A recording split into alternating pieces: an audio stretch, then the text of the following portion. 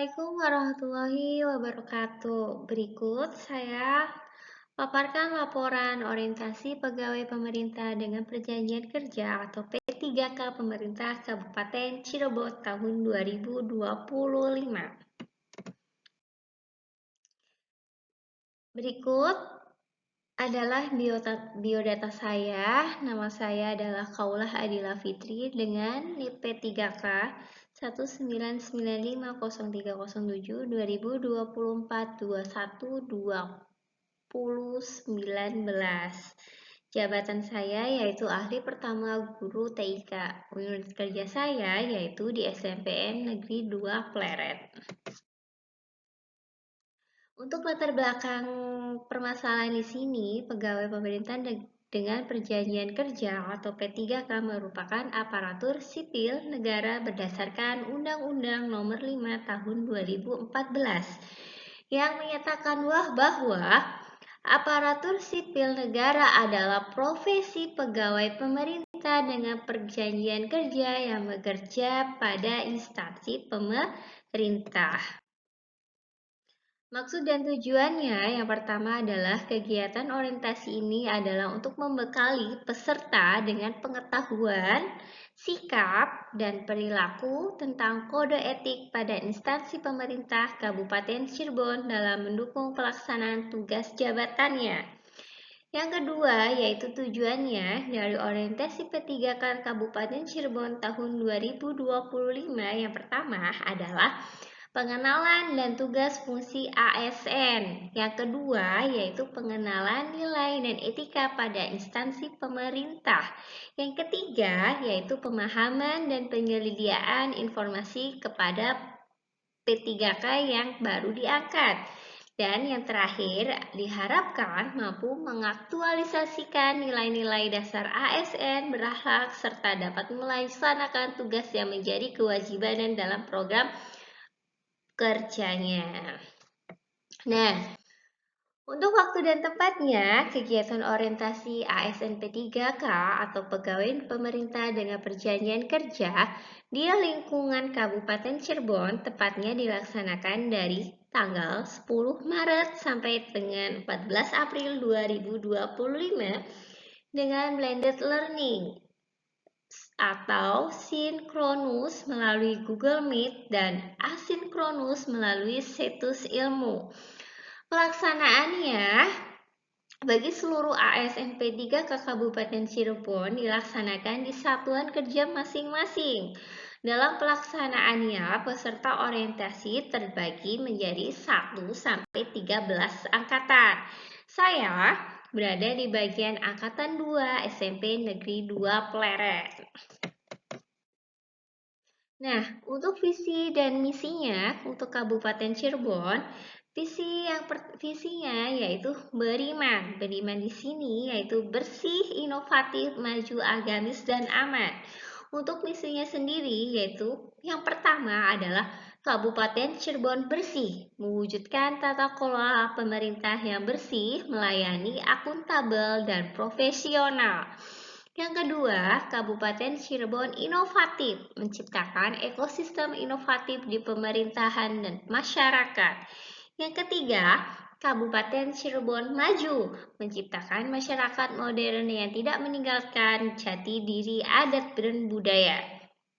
Dan yang keempat, Kabupaten Cirebon agamis, muatkan toleransi antara umat beragama sesuai dengan keyakinan pada pemeluknya. Yang terakhir adalah Kabupaten Cirebon aman, menciptakan lingkungan yang asri, aman, dan nyaman. Untuk manajemen kepegawaian dan penilaian kinerja P3K, untuk dasar hukumnya itu terlihat dari Undang-Undang Nomor 5 Tahun 2024 tentang manajemen ASN. Dan yang kedua adalah Peraturan Pemerintah Nomor 49 Tahun 2018 tentang manajemen pegawai pemerintah dengan perjanjian kerja. Dan terakhir adalah Peraturan Pemerintah Nomor 94 Tahun 2021 tentang disiplin negara. Nah, untuk nilai dan etika OPD untuk visi SMP Negeri 2 Pleret sendiri yaitu terwujudnya peserta didik yang unggul dan sekolah yang berkelas. Untuk misinya, meningkatkan profesionalisme tenaga pendidik dan kependidikan. Yang kedua yaitu melaksanakan pembelajaran yang kreatif, inovatif, dan berpusat pada peserta didik. Yang ketiga yaitu pengembangan dan mengoptimalkan sarana dan prasarana penunjang.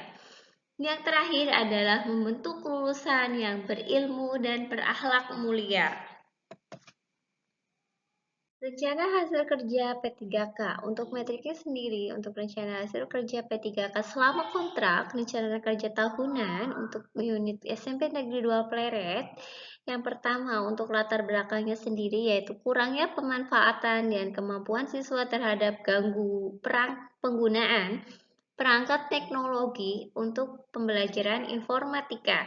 Yang kedua yaitu sarana laboratorium komputer yang kurang memadai. Yang ketiga adalah rendahnya kesadaran siswa akan penggunaan teknologi dengan bijak. Nah, kesadaran penggunaan teknologi secara bijak sehingga perlu untuk menanamkan pemahaman kepada siswa akan pentingnya penggunaan teknologi dengan bijak. Nah, upaya kedepannya yaitu untuk memberikan pemahaman akan pentingnya penggunaan teknologi secara bijak di SMP Negeri 2 Pleret melalui aksi pemanfaatan gadget atau HP dengan bijak.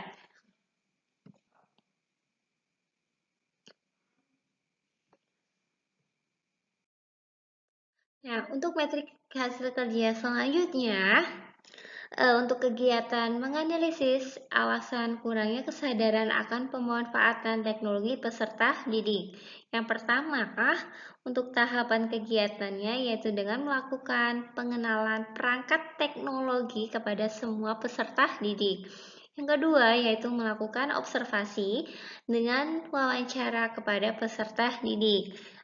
Nanti hasil kedepannya, nanti kita akan pemetaan peserta didik sesuai kemampuan penggunaan teknologi berdasarkan hasil observasi yang tadi. Nah, untuk kegiatan yang kedua, yaitu membuat rencana kegiatan yang dapat meningkatkan minat peserta didik dalam pemanfaatan teknologi. Nanti tahapan kegiatannya yaitu ada 3. Yang pertama adalah diskusi dengan kepala sekolah, yang kedua adalah diskusi dengan rekan guru, yang ketiga adalah membuat program untuk meningkatkan pemanfaatan teknologi. Nanti hasilnya juga nanti kita lihat ada 2 kemungkinan. Kegiatan ini akan berkontribusi dalam penemuan ide menyusun program yang selaras dengan visi dan misi sekolah. Yang kedua yaitu akan menghasilkan rencana pelaksanaan program yang dapat meningkatkan pemanfaatan teknologi dalam pembelajaran. Nah, kegiatan yang ketiga yaitu nanti kita akan mempersiapkan ruangan laboratorium komputer untuk praktik peserta didik. Nanti di sini tahapan kegiatannya nanti ada 2. Yang pertama adalah mempersiapkan komputer yang akan digunakan peserta didik. Yang kedua adalah mempresentasikan penggunaan komputer sebagai salah satu perangkat yang dapat membantu pekerjaan manusia dalam kehidupan sehari-hari. Nanti hasilnya kita akan lihat nanti ada komputer dapat digunakan sebagai teknologi dalam membantu pembelajaran. Yang kedua yaitu peserta didik merasa senang dan antusias menggunakan komputer sebagai media pembelajaran. Nah, yang terakhir yaitu melakukan evaluasi dan refleksi kegiatan. Nanti di sini kita akan meminta peserta didik untuk menampilkan hasil dari pemanfaatan penggunaan gadget, komputer atau maupun HP. Yang kedua adalah memotivasi peserta didik supaya lebih bersemangat lagi dalam pemanfaatan teknologi. Nanti hasilnya itu peserta didik menunjukkan hasil mereka dalam kegiatan pembelajaran dengan minat dan bakat mereka masing-masing, bisa membuat vlog, gambar, maupun video-video pendek. Nanti siswa akan termotivasi semua lebih semangat lagi dalam pembelajaran. Nah, di bawah ini yaitu ada link berikut adalah link contoh video inovasi yang saya lakukan dalam pembelajaran di SMP Negeri 2 Pleret.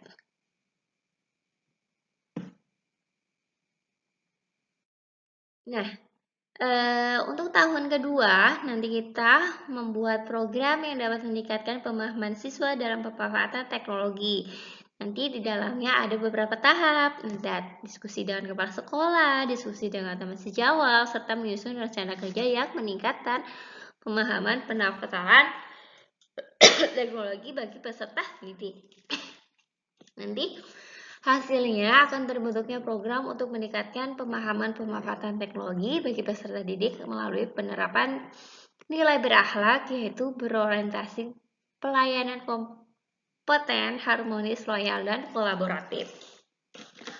Untuk tahun ketiga, nanti kita akan menata ruang laboratorium. Di situ nanti kita pertama diskusi dengan kepala sekolah, diskusi dengan teman sejawat, berkolaborasi dengan teman sejawat.